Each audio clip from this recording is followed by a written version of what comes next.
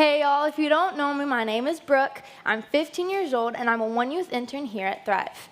One Youth is our ministry for middle school and high school students, and being an intern here means that I get to be a voice in my generation and help make decisions for what we do in our youth ministry. One Youth is important to me because it's a place where I can come together with my friends and have fun and learn about Jesus and the Bible on a deeper level, but also learn a way that relates to my life as a teenager. This is the fourth week of the Next Step series where Dave and Michaela have been talking about showing up, jumping in, and doing good. If you're new here or haven't heard about it yet, it means that if you want to grow in your faith in relationship with God, then you want to show up to church constantly. You want to jump in by joining a small group or even serving on a team.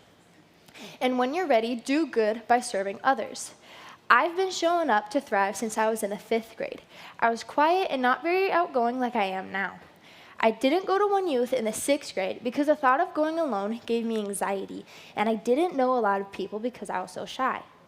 Then our next gen pastor would beg me to come to One Youth because she knew how much I really needed it.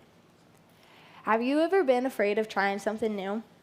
We all have fears and anxieties that stop us from doing things.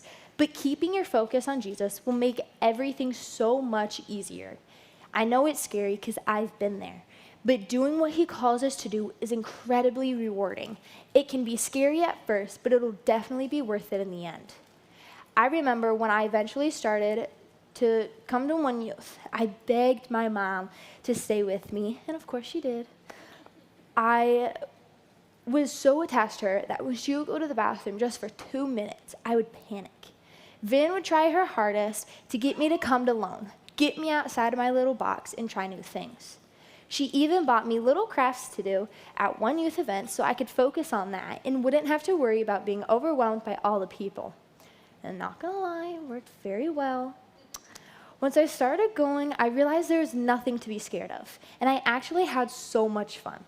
I made new friends and started going whenever I could.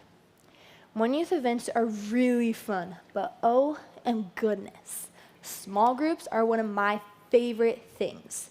Jumping into a small group is where I really started to connect with people, including my small group leader, Deb.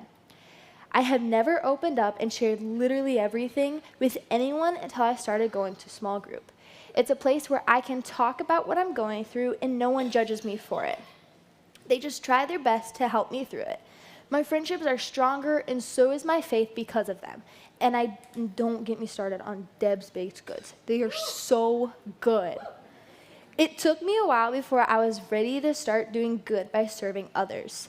But the way everyone talked about the shoe project made me want to be a part of it. Last year, we gave shoes to all of the kids at Poland Elementary, and it was so amazing. There's this one little boy who came in with shoes that were torn and falling apart. His socks had huge holes everywhere. I asked him if he was excited to see his new shoes, but he was very quiet and didn't say anything. But as soon as I opened his box, his face lit up with so much joy and excitement. I helped him put on his shoes, and when they were tied, he said with the biggest smile on his face that he can't wait to go home and show his mom his brand new shoes. I didn't think that serving others was a big deal until I did it myself, and I can't tell you how much joy it brings me to do it. The fact that I can go and give little kids new shoes while sharing my faith and telling them how great our God is so amazing. I love the shoe project so much, but I also love serving at the homeless shelter. There's something special about getting together with other people who love Jesus to help care for the people in our community. Going out there and spreading love and joy gives me hope for the future because my generation can be so harsh and unforgiving, but it's a reminder why we need Jesus. Talking about Jesus, there's a story in the Bible about the disciples needing Jesus in a huge storm. But before we get into that, let me give you a little background story to catch you up. If you have your Bible with you, you can open up to Matthew 14. If you don't have a Bible, you can get one for free from my sister Courtney at the Next Steps table in the back after service. You can also go to the Bible app on your phone. You can read this story in Matthew 14, Mark 6, or John 6. but we're going to focus on the way Matthew tells it in chapter 14. It was a really tough day for Jesus and his disciples. Earlier in the day, Jesus found out that his cousin John the Baptist was killed. So he got on a boat and to go off and have some alone time, but people followed him.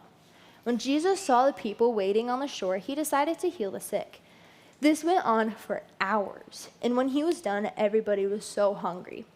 So Jesus and his disciples fed 5,000 people with only 2 fish and 5 loaves of bread.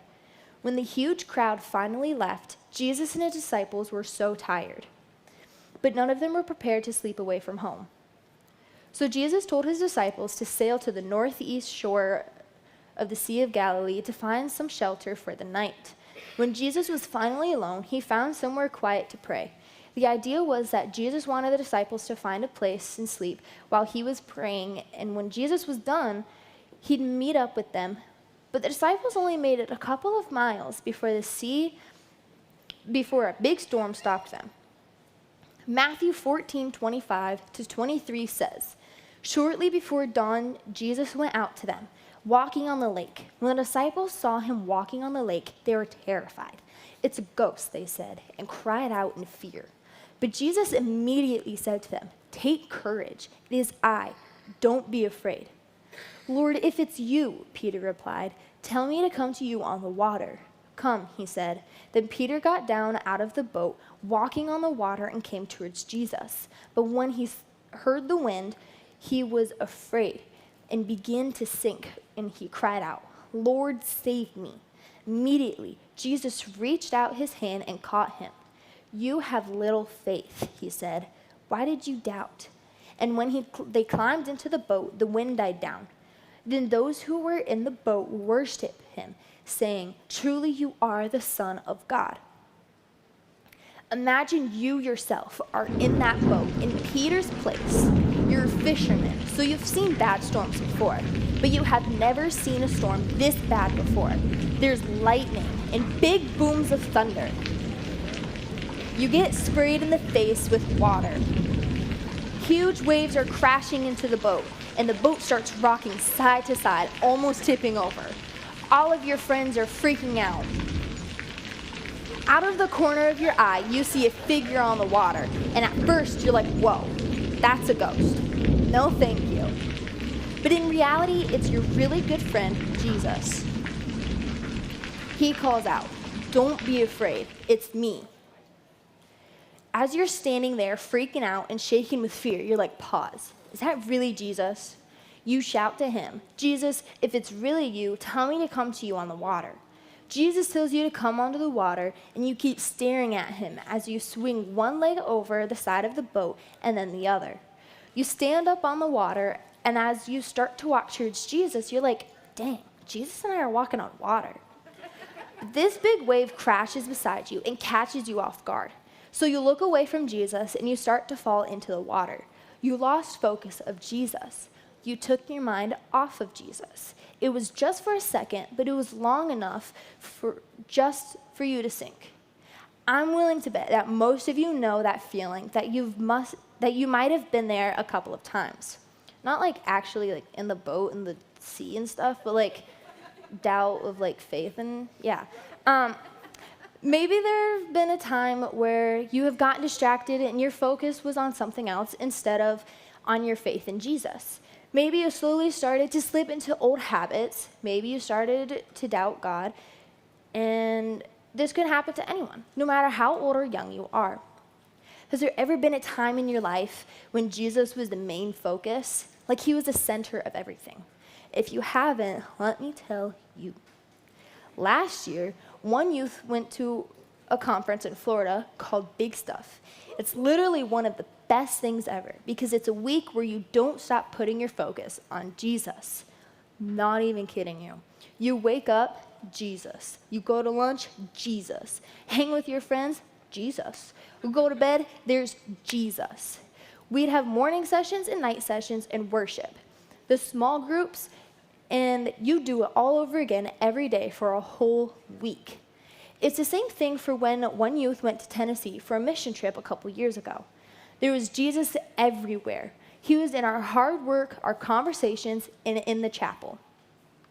It's so awesome that when you come back from camps like these, you're on what our leaders call a camp high, which means that you've been focusing on Jesus day in and day out for a solid week.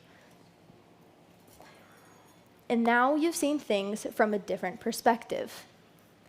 All of this helped us see how awesome our regular lives are with Jesus at the center of everything. When we got back home, all my friends and I could think about is Jesus. And I wanted to listen to worship music, and it felt so good. It felt like things were going the way they were supposed to. But when I took my mind off of Jesus, I slipped back into my regular routine of listening to regular music and focusing on sports, school, and friends. And I forgot how awesome my regular life is with Jesus at the center of everything. It takes a lot of work to always focus on Jesus. And I'm not great at it, but I know how important it is because I've experienced it. Keeping your focus on Jesus is way more important than you think. And let me prove it. There's this video I want you to watch and put all of your attention on the people only in the white. Even if you've seen this before, focus on how many times people in white pass the ball. This is a test of selective attention. Count how many times the players wearing white pass the basketball.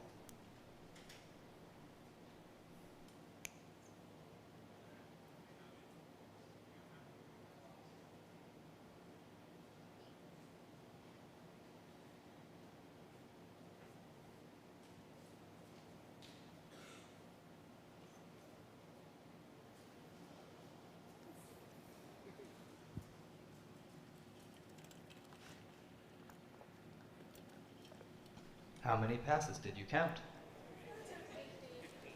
The correct answer is 15 passes. But did you see the gorilla?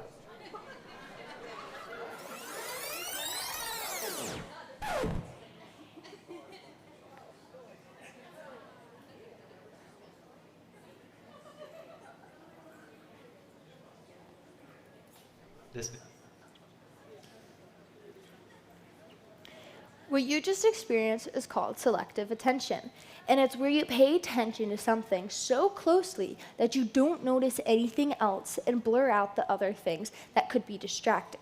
It's the same thing with Jesus. You're so focused on him that you'll be less distracted and you'll see from a better perspective. So if you keep reading your Bible, pray and worship God every day, and do the things that bring you closer to Jesus, it'll be easier for you to focus on him. It's gonna be hard. New habits are always hard. But if we put our trust in Jesus and have him lead us through it, then we're all set. Can you imagine what it would be like if all of us had Jesus at the center of our lives, influencing everything we did? It would be so good. If you really think about it, Peter was the only one who stepped out of the boat.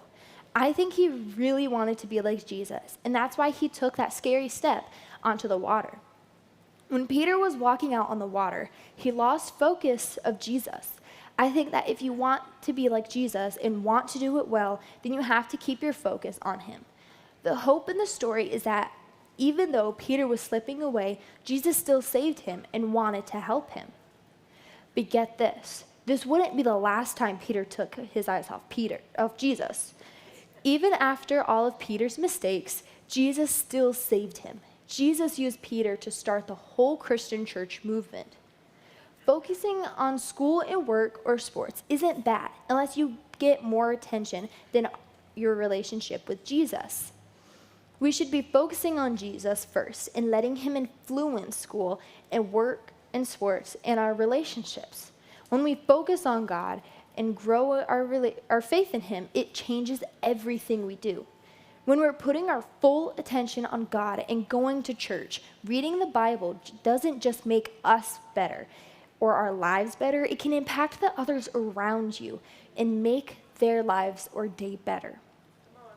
And of course, we all have a next step, but they all won't be the same. Someone's next step can be reading the Bible every morning or coming to church every week. Maybe your next step is joining a small group and making some friends at church. But we do all have a next step.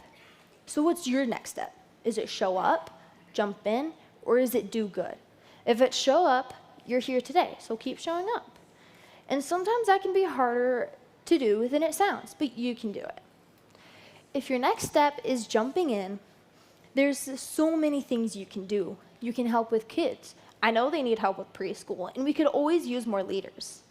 Sunday mornings change when you join a small group and start serving, because all of a sudden, these people become our friends and family.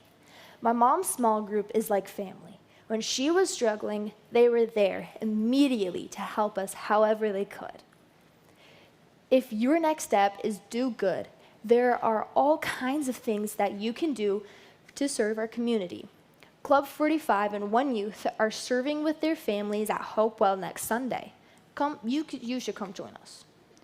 If working on a ranch isn't your thing, talk to Mac and Kayla at the Do Good table and see what the other opportunities there are.